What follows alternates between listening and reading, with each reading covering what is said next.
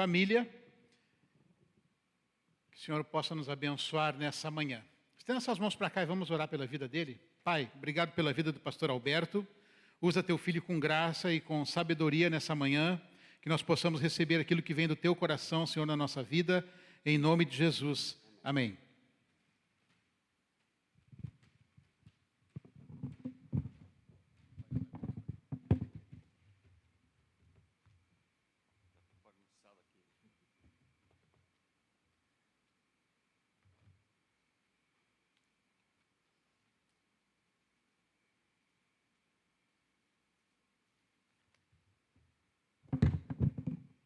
Só me organizando aqui, está tudo... Bom dia a todos.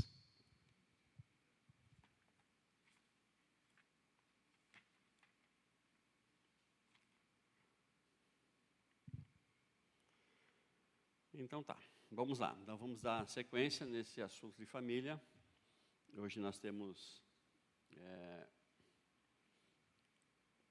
o terceiro domingo de novembro e teremos, acho que mais só o domingo que vem, essa ministração sobre família. Não, dia 30 também é domingo também, né? É isso mesmo. Então nós teremos mais duas ministrações sobre família até o final do mês. Mas hoje eu quero dar sequência àquilo que nós iniciamos. Falamos semana retrasada, semana passada não tivemos aqui, por questões pessoais, de família. E hoje eu vou dar sequência. Nós falamos na semana retrasada sobre aliança, né? A importância da aliança como base da família. E eu só quero dar uma recapitulação nisso bem rápida, porque o que importa numa relação conjugal, numa relação familiar, o que nos mantém nesse lugar é a aliança que nós fazemos com Deus. Quando nós estamos numa relação e nós não entendemos que a nossa relação foi constituída por Deus, então ela facilmente pode se romper.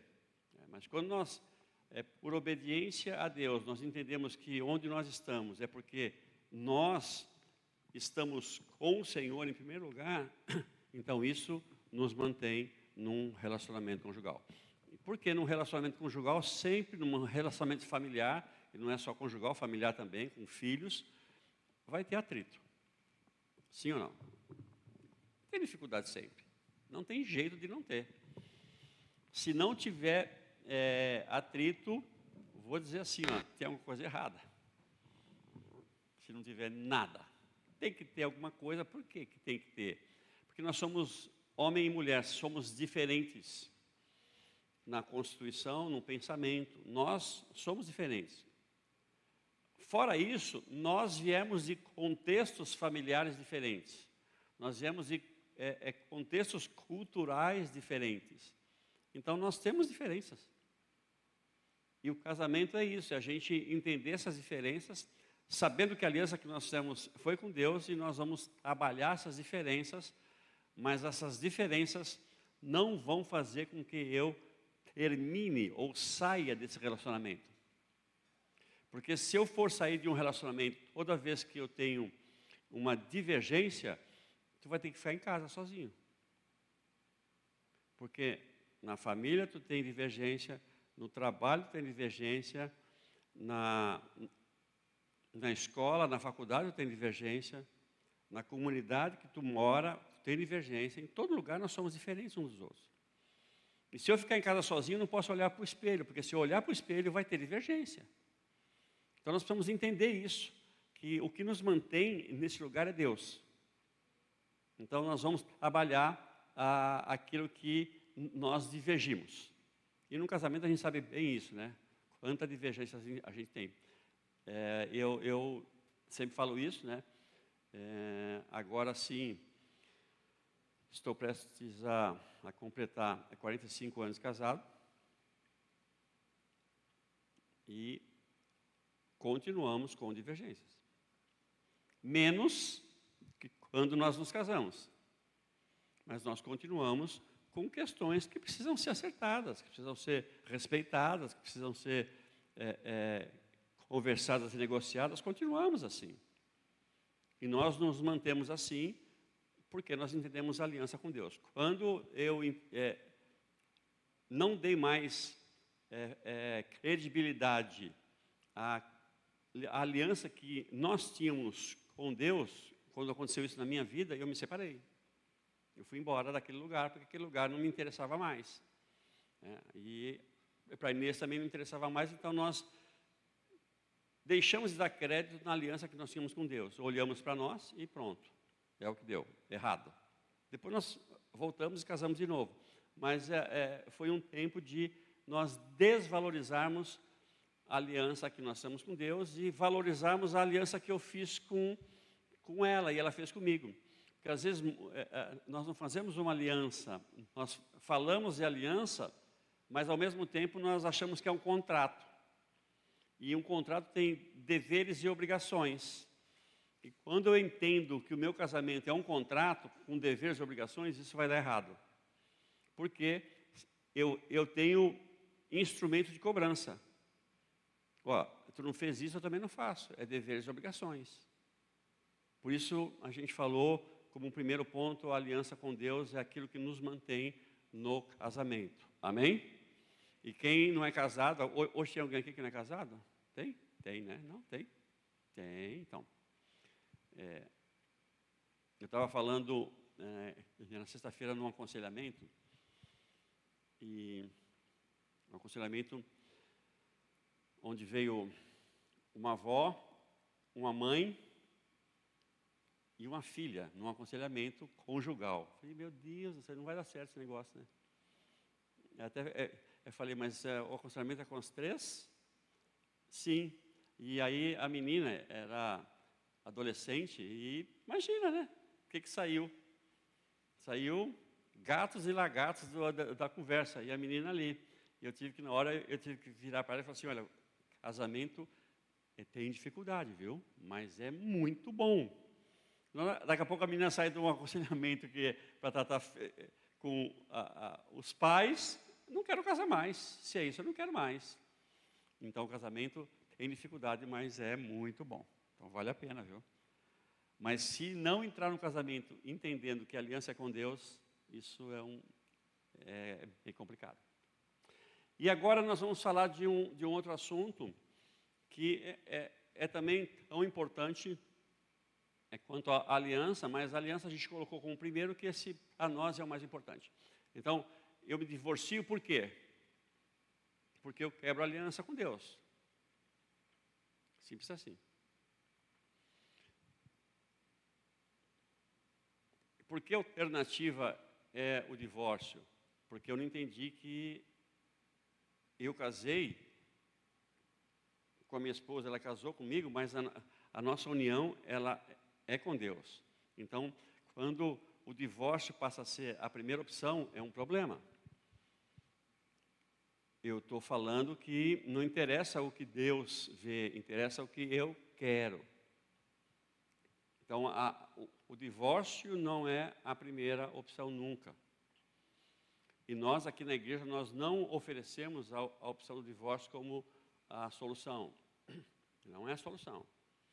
A solução é o entendimento, é o perdão, é a restauração. Isso é isso que nós entendemos como igreja. O divórcio, ele acontece, e como Jesus disse, pela dureza do vosso coração. Então, eu não quero mais, não me serve mais, e nós não vamos entrar nessa questão dos motivos pelos quais as pessoas se divorciam, e a gente tem que ser sábios e prudentes e sensatos, porque às vezes há adultério, violência doméstica. Então, essas questões todas nós precisamos tratar numa relação conjugal. Óbvio, isso a gente faz aqui, mas nós nunca vamos oferecer o divórcio como a primeira solução. Se divorciar por incompatibilidade de gêneros, não tem essa frase aí fora?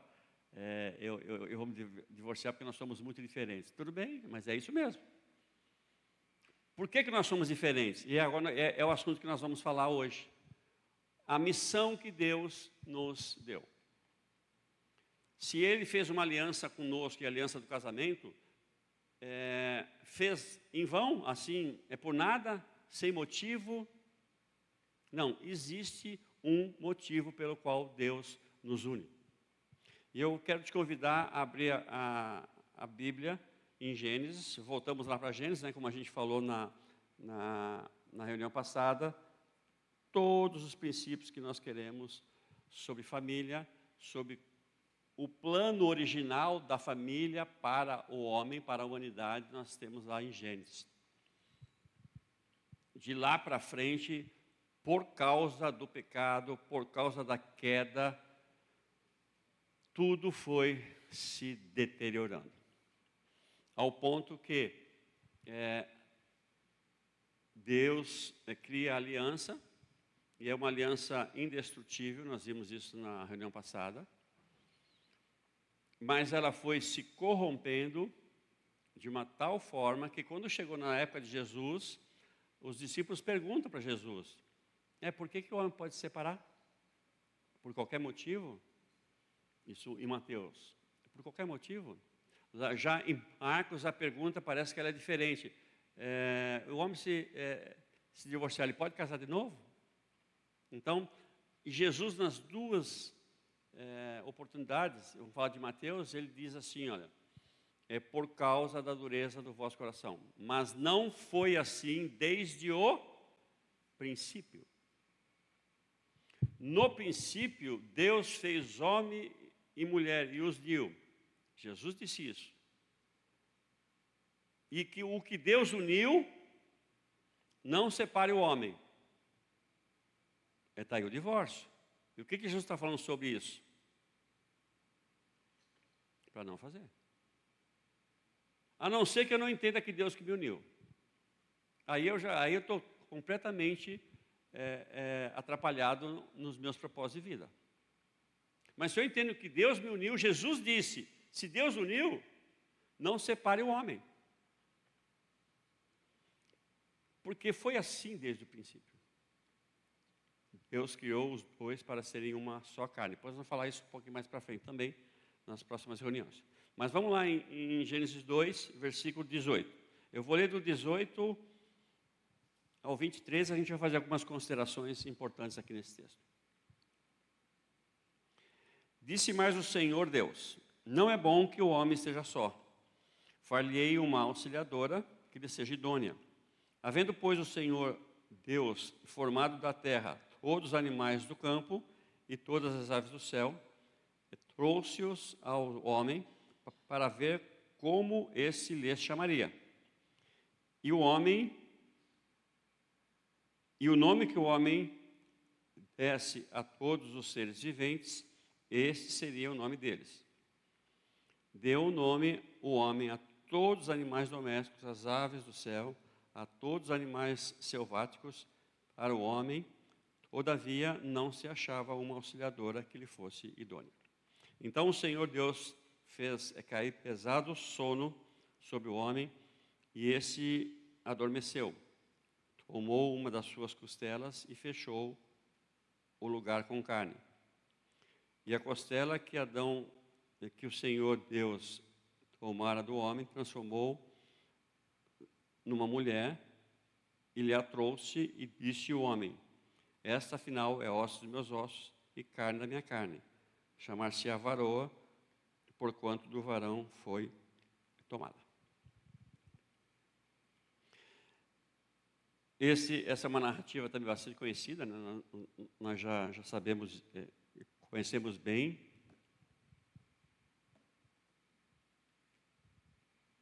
Essa narrativa.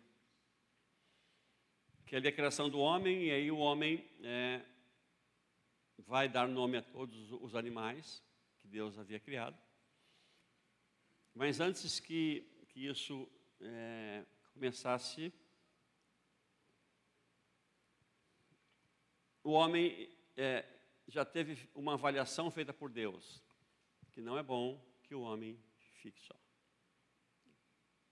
Por que não é bom que o homem fique só?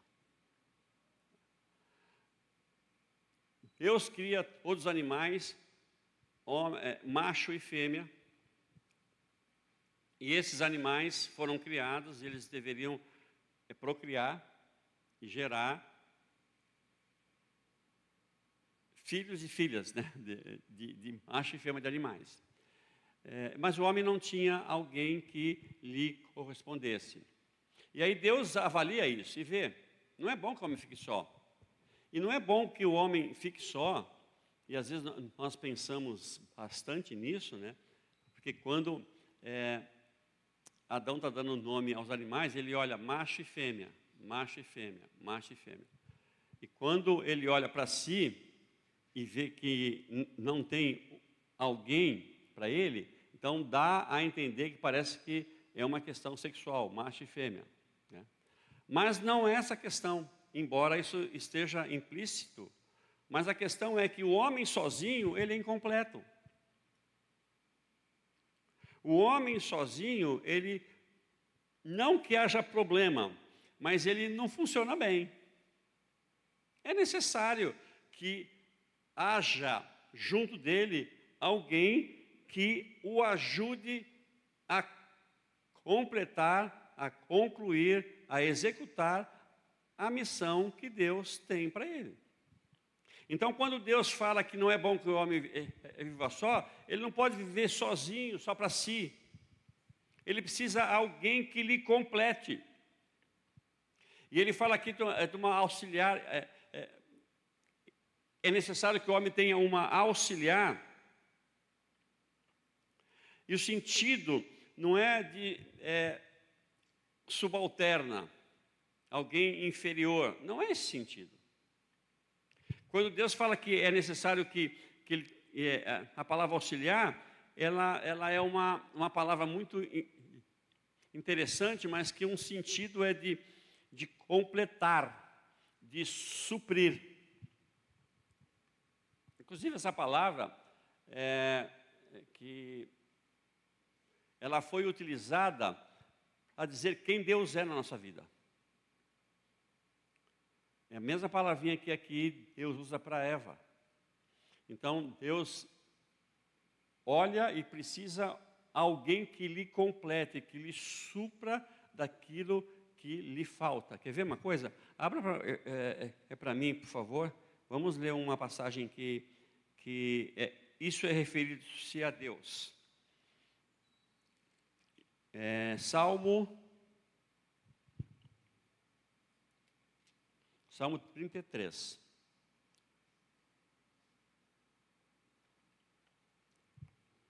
É um salmo muito importante, mas é quando o salmista louva a Deus, por ele ser o Criador, o que preserva a vida e o que supre o que o homem precisa. Então é um salmo muito lindo, e ele fala assim no versículo... Vamos pegar o 18. 33, 18. Eis que os olhos do Senhor estão sobre os que o temem, sobre os que esperam na sua misericórdia, para livrar-lhes a alma da morte e no tempo da fome conservar-lhe a vida. Nossa alma espera no Senhor, nosso auxílio e escudo. O salmista está dizendo que no momento de dificuldade, Deus é o nosso auxílio. E a mesma palavra que Deus usou, que o Espírito Santo usou ali falando de Eva como o auxílio. Então, o que está dizendo ali? Não é que é uma auxiliar subalterna, mas é alguém que lhe supra as suas necessidades. Assim como Deus supre as nossas necessidades, assim como Deus é o nosso Ezer, que é a palavra no hebraico, diz que a mulher é nosso Ezer. Então não é uma mulher subalterna, de uma submissão, no sentido de que o homem tem uma missão e a mulher só tem que ter uma submissão. Não é isso, não é o sentido. O sentido aqui é que essa mulher vai completar o homem. E completar no quê? No que falta. vai ser o limitador desse homem. Uma mulher, ele diz no versículo 18 de Gênesis, que nós lemos lá, uma auxiliadora idônea.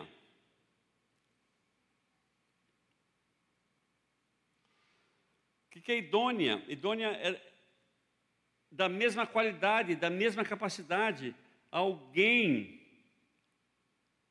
que o complete. Uma mulher que o complete, uma auxiliadora que o complete, que se encaixe para que os dois funcionem bem. Então, quando Deus chama o homem e a mulher, Ele não fez isso por um acaso. Foi intencional. No versículo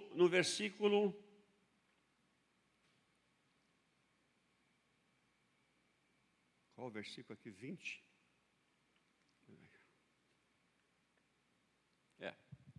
No versículo 20 diz que deu nome a todos os animais, então não havia uma mulher. Então Deus, no versículo 21, faz essa mulher, faz Adão cair num profundo sono, faz uma mulher e leva Adão. Então foi intencional, Deus criou essa mulher para completar o homem, para que os dois cumpram uma missão. Não foi um acaso.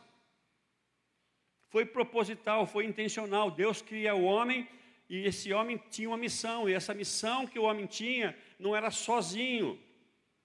A missão que Deus deu ao homem, Ele deu ao homem e à mulher. Então os dois deveriam funcionar juntos. Amém? Foi sendo deturpado isso durante os anos, os milênios. Nós não vamos ver isso agora, mas no capítulo 3 é a queda ali, a gente já vê isso acontecendo ali, no capítulo 3. Mas isso só foi piorando e hoje a sociedade luta, e é uma coisa até estranha isso, mas luta pela igualdade feminina. Que igualdade? Ela é desigual? Porque é assim que a sociedade enxerga, que a mulher é inferior. Não foi assim desde o princípio. A mulher, ela tem o mesmo nível do homem e cumpre o mesmo propósito que Deus tem. Deus não deu um propósito superior ao homem e inferior à mulher. Não. E o que fez com que esses conceitos fossem deturpados foi o pecado. Então, hoje a mulher é inferior. A luta da igualdade feminina é uma vergonha para uma sociedade machista. Uma sociedade que não entende que a mulher é igual ao homem. Porque foi Deus que criou. Deus não criou nada inferior. Amém? Então, Deus faz isso porque era necessário. Porque no capítulo 1, vamos voltar um pouquinho no capítulo 1, no versículo... No capítulo 1 de Gênesis, nós vemos ali um resumo de toda a criação. Então nós vemos lá, inclusive, já aparecendo a criação do homem e da mulher. Capítulo 1. O capítulo 2 em diante, aí Deus explica, Ele abre, Ele detalha como foi que aconteceu tudo isso. E com o foco no homem e na mulher. Agora é na relação conjugal, é na relação familiar. Então ele vai explicando, a partir do capítulo 2, como isso foi acontecendo. No capítulo 1, ele dá um geralzão, um resumo de tudo. E nesse resumo ele diz assim, no capítulo 1, versículo 26. Também disse Deus, façamos o homem a nossa imagem, conforme a nossa semelhança.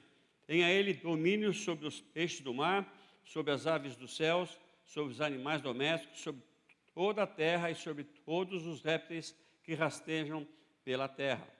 Criou, olha o versículo 27, criou Deus, pois o homem, a sua imagem, a imagem de Deus os criou. Homem e mulher os criou. E Deus os abençoou e lhes disse, o que é que Deus disse para o homem e para a mulher? Sede fecundos, multiplicai-vos, enchei a terra e sujeitai-a, dominai sobre os peixes do mar e sobre as aves dos céus e sobre todo animal que rasteja sobre a terra. E disse Deus ainda: eis que vos tenho dado todas as ervas que dão semente e se acham na superfície de toda a terra, e todas as árvores em que há fruto, em que dê semente, e isso vos será por mantimento. O que Deus diz aqui, resumindo? Ele deu o governo desse mundo, não foi para o homem, foi para o homem e para a mulher. Então Deus estabeleceu uma missão. Deus cria o homem com uma missão. Qual é a missão? A missão é fazer parte desse reino, do reino de Deus, e ter ele domínio sobre todas as coisas. Então tem uma missão dada por Deus aqui, e não dada uma missão para Adão como principal e a mulher como coadjuvante. A mulher não é coadjuvante no governo que Deus estabelece no seu reino sobre toda a terra. A mulher é idônea, ela é semelhante, ela completa o homem em tudo que ele não tem. Amém? Então a missão foi dada para eles.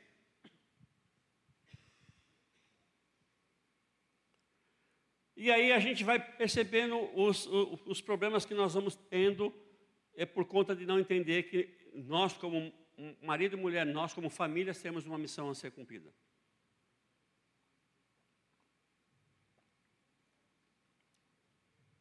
E às vezes os problemas começam lá atrás, lá antes de casar, onde nós não entendemos que nós vamos nos unir e os dois terem uma missão só.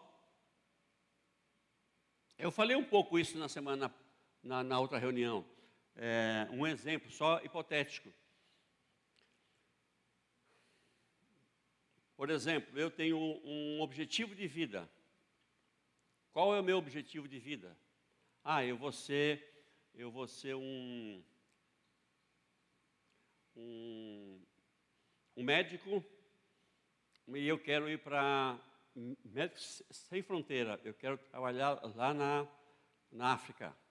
Vou dedicar minha vida, vou estudar e vou dedicar minha vida a ser médico para aqueles que não têm nada.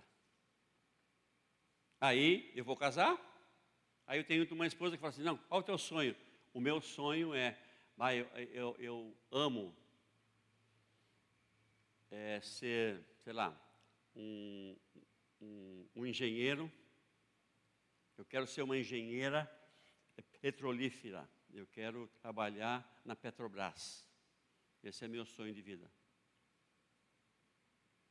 Espera aí, como é que nós vamos fazer isso? Eu consigo, numa relação dessa, equacionar que os dois tenham a mesma missão e propósito? As coisas podem dar errado nisso. Eu estou falando de uma coisa hipotética e até fora do reino de Deus, que parece que as coisas só tem que ser em comum se for dentro da igreja. Se não for, não é. Mas não. Aí eu vou ser médico e vou querer ir para a África. E eu estou casando com alguém que não quer ir para a África, que quer ficar aqui, quer trabalhar numa refinaria. Se fosse gaúcho, trabalhar na Refap. Como é que isso aí se equaciona? Então nós precisamos pensar que Deus nos cria, nos junta, não por um acaso, mas para nós cumprirmos um propósito dentro do seu reino. E o reino de Deus envolve tudo na terra, porque foi tudo dado para que nós governássemos. Então, não quer dizer que marido e mulher e filhos têm que ter todos a mesma profissão, não, mas é que os nossos propósitos de vida, eles convergem e a gente pode sim trabalhar e fazer as coisas, cada um naquilo que Deus deu, mas que convirjam para que a gente fique juntos, cumprindo a missão que Deus nos deu. Eu tenho que pensar nisso. Eu tenho que pensar nisso.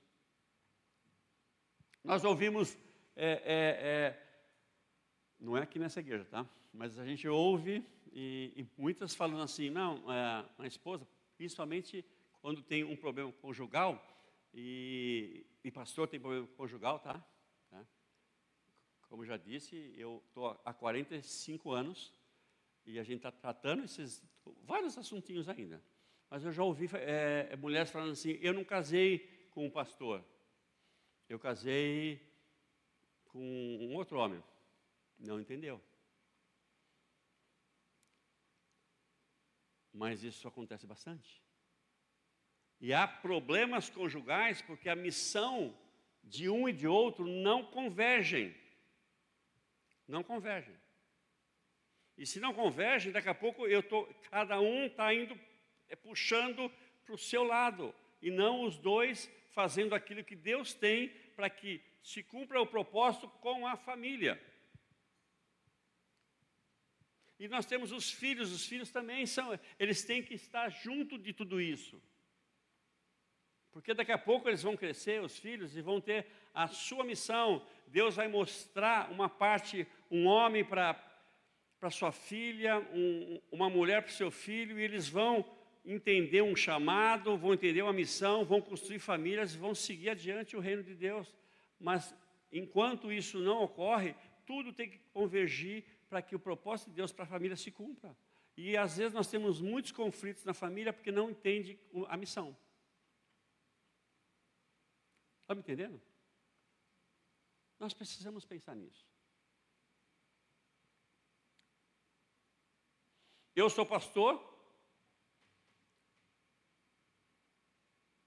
eu sou administrador, eu sou financeiro, sou contabilista, mas a Inês não é nada disso. Ela é outra coisa. O que ela é? Ela é pedagoga e trabalha na educação. Essas coisas convergem. Ela tem aquilo que Deus falou que ela tinha que executar, e eu tenho aquilo que Deus me disse, mas essas duas coisas não nos separam, elas nos complementam. Então tem algo que eu posso ajudá-la, tem algo que ela pode me ajudar, e a gente vai trabalhando nessa missão que Deus deu para a nossa vida, e os dois, embora profissões diferentes, convergem para o mesmo propósito, que é o governo no reino de Deus. Então o que ela faz não me afasta dela, me aproxima.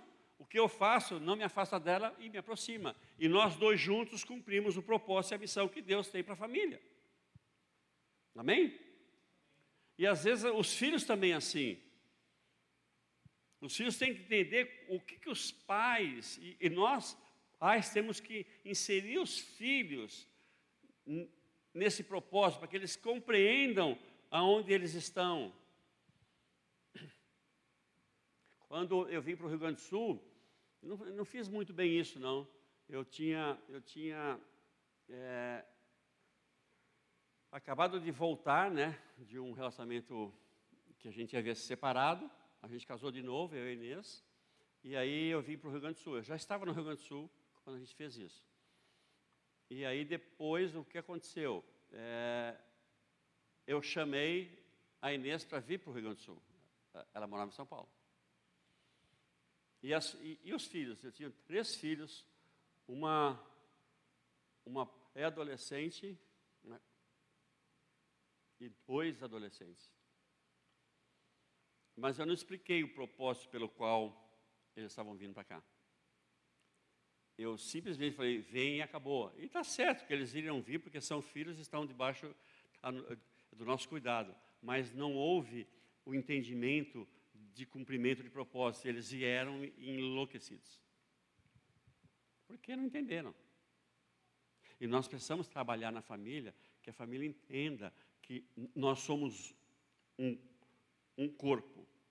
E juntos nós cumprimos um propósito. Um colabora com o outro. Amém? Nós precisamos entender isso. Se nós entendemos a aliança que fizemos entre nós com Deus, e entendemos que nós temos uma missão em conjunto, que Deus não nos aproximou por acaso, essa família é uma família sólida. É uma família que vai cumprir o propósito de Deus, apesar das diferenças, apesar das dificuldades. Vai ter condições de cumprir aquilo que Deus tem para cada um, para cada membro da família. Amém? Eu gosto de pensar assim, quando Paulo, ele fala lá em 1 Coríntios capítulo 6, ele fala assim, não vos coloquei sob jugo desigual. Lembra dessa passagem? E ele começa a falar sobre o que tem a ver luz e trevas, o que tem a ver essa comunhão de desigualdade. O que ele está dizendo ali, na verdade? Ele está falando que numa relação, pessoas que pensam totalmente diferente e têm objetivos diferentes, isso vai dar problema. Então, ele começa falando que luz, que comunhão tem luz e trevas. Porque ele vai falar no capítulo 7, a gente não vai ler, eu vou citar, vocês podem ler depois, no capítulo 7 de 1 Coríntios, a partir do versículo 32, acho, é isso? Ele vai falar, o capítulo todo de 1 Coríntios 7 fala sobre casamento, sobre relacionamento. O capítulo todo. É muito importante, tem algumas coisas difíceis de compreender ali, né? Mas é um capítulo que dá muita orientação para nós. Ele fala de solteiros, ele dá a opinião dele sobre casar ou não casar. E nessa opinião que ele fala de casar ou não casar, ele fala de uma verdade importante. Que o solteiro, quando ele serve a Deus, ele pode servir 100% a Deus. Mas quando ele casa, ele já tem uma outra coisa a ser feito. Então, quando ele casa, ele divide a sua atenção com Deus e o cuidado com a mulher. A mulher cuida das coisas de Deus, mas não pode esquecer também do cuidado com o marido. Então, há num casamento, quando ele acontece, não é mais só agora eu cuidar das coisas de Deus. Eu tenho que cuidar da minha família. Eu tenho que cuidar da minha esposa. Porque ela vai ter as demandas, eu tenho as minhas demandas, a gente tem diferença, a gente tem sonho. Então, agora eu me dividi. Então, Paulo orienta e fala, olha, é bom o casamento, tá, mas vai ter problema. Então, se eu caso e eu vou dividir coisas, eu vou ter que suprir coisas da minha esposa, e a minha esposa suprir coisas minha, e se nós somos um jugo desigual, e vamos pegar agora o texto de Paulo, que nós não cremos na mesma coisa, o que vai acontecer? Vai chegar um momento que vai ter um conflito sério. Então eu caso com alguém que não comunga da mesma fé, que não tem o Senhor, e como é que eu vou suprir agora a necessidade do meu cônjuge, se ele não crê na mesma coisa que eu? Como é que vai ficar essa relação? Vamos ter dificuldades no casamento. Porque nós não podemos esquecer que quando nós casamos, nós já não vivemos mais sozinhos. Nós já vivemos um para o outro. Amém? Então nós temos que cuidar. Quem é a pessoa que eu vou casar? Quem é a pessoa que eu casei? Eu preciso pensar nessa pessoa. A vida de igreja é muito legal e ótima, mas eu tenho uma vida conjugal que é também muito legal e ótima. E isso vai conflitar. Conflitar se a gente pensa e crê nas mesmas coisas, no bom sentido. Eu não vou ter um conflito espiritual. Então nós precisamos entender que a nossa missão tem que ser a mesma. Tem que ser igual. Eu estava conversando uma certa oportunidade com um homem que estava pretendendo casar com uma muçulmana. E tudo bem. Tu tem que pensar que vai haver um conflito. O muçulmano e o cristianismo são antagônicos na fé. Pensam totalmente diferente. Como é que tu vai fazer? Na hora que tiver que decidir se uma mesquita ou uma igreja, vai dar certo esse negócio? Precisa pensar bem. Que comunhão tem luz com treva. Então, o casamento, ele não é um lugar onde duas pessoas vivem egocentricamente. Eu vivo para aquilo que Deus me disse e tu vives para aquilo que Deus te disse. Não pode ser assim. Casamentos egocêntricos, eles são fadados ao fracasso. Nós não podemos ser egocêntricos, voltar a nossa vida para nós mesmos e esquecemos do nosso cônjuge. Nós precisamos pensar nele. Faz parte, nós temos a mesma missão. Amém? É assim que funciona. Assim que vai dar, e já vai dar muito conflito. Se nós pensarmos, nós tivermos a mesma missão, a mesma coisa, vai dar conflito. Imagine se nós tivermos pensamentos diferentes de vida, objetivos diferentes.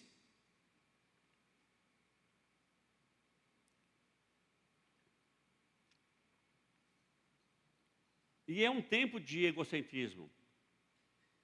É um tempo que as pessoas olham só para si.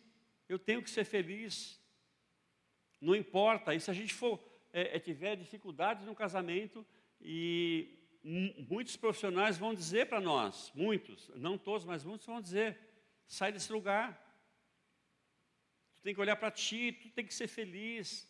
Tu não pode viver num lugar ácido, num lugar tóxico. Tu tem que viver a tua vida. Tu precisa ser feliz. Sai desse lugar. E não é isso. Isso é egocentrismo.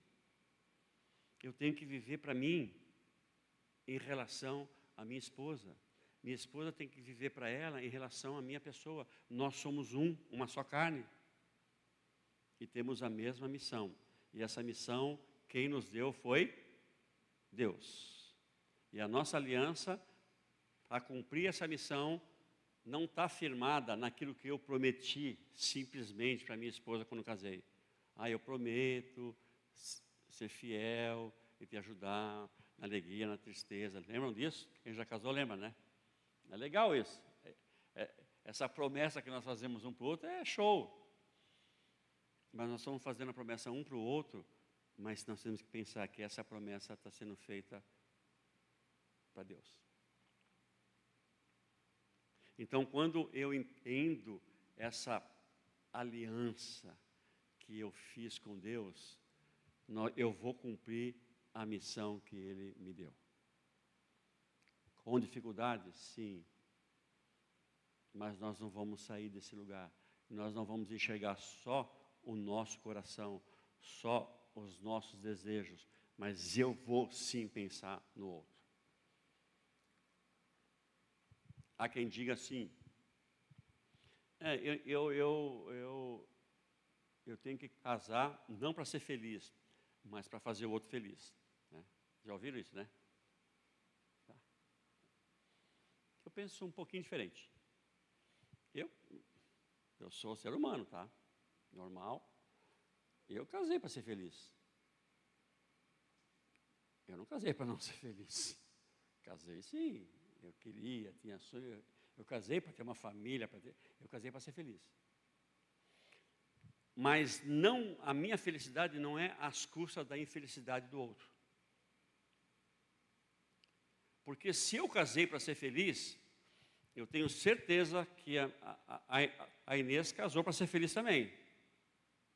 Então, se ela casou para ser feliz, eu vou fazê-la feliz. Porque eu não sou egocêntrico. Eu casei para nós sermos um. Então, se eu faço ela feliz, e ela vai pensar também a mesma coisa, vai me fazer feliz, então é a lei da troca. Eu faço ela feliz e a felicidade volta para mim. Ela me faz feliz e a felicidade volta para ela. Então, eu casei sim para ser feliz, casei. Mas não às custas da infelicidade de quem está do meu lado. Mas sim às custas da felicidade de quem está do meu lado. Então, é minha responsabilidade como marido, é tua responsabilidade como mulher, como esposa, fazer o outro feliz. E nós vamos ser felizes. Amém? Eu não posso fazer a minha esposa feliz, mas eu sou infeliz. Que saúde tem esse casamento? Que saúde tem essa relação? Então, nós temos sim que não sermos egocêntricos. Nós temos que pensar no outro. Mas também nós temos a certeza que esse casamento, que essa relação de troca vai ser algo que vai cumprir o propósito que Deus estabeleceu para a nossa vida. Amém? Amém?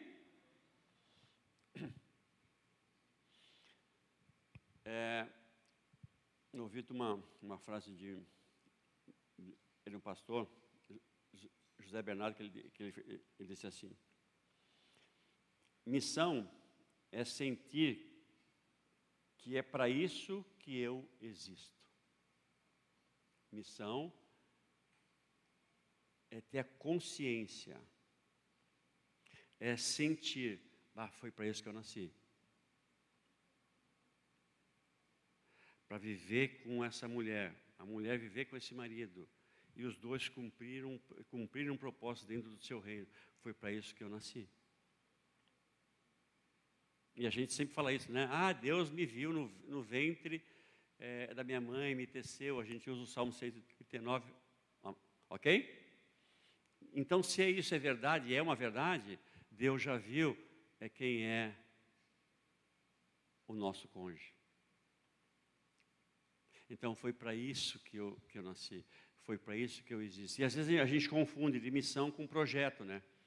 Então, o casal vive juntos, vamos casar, e vamos casar para quê? Para comprar uma casa, para trocar um carro, para fazer uma viagem. Não, isso não é missão. Isso é projeto. E o projeto tem início, meio e fim. Então, se o meu projeto, se eu casei, e a coisa mais importante desse meu casamento é comprar uma casa, uma hora essa casa vai ser comprada. Mas eu vou pagar por 30 anos, uma hora acaba. E quando acabar esse projeto? Vou viver por projetos? Não, um projeto tem início e fim. Missão é para sempre. Missão é desde que nós nos unimos até que o Senhor nos levar, ou nós morremos, a missão é para sempre. Amém? Amém? Firmados na aliança que nós temos com Deus, entendendo que nós temos uma missão a ser cumprida, não individualmente, embora ações são individuais, mas nós temos uma missão a cumprir em família, em casal, não separados, não sozinhos. E o homem foi criado e a mulher foi criada, não como seres diferentes e inferiores um ao outro, mas que se completassem. E nessa complementação de um com o outro, nós podemos sim cumprir o plano que Deus tem para a nossa vida. Amém? Vamos orar?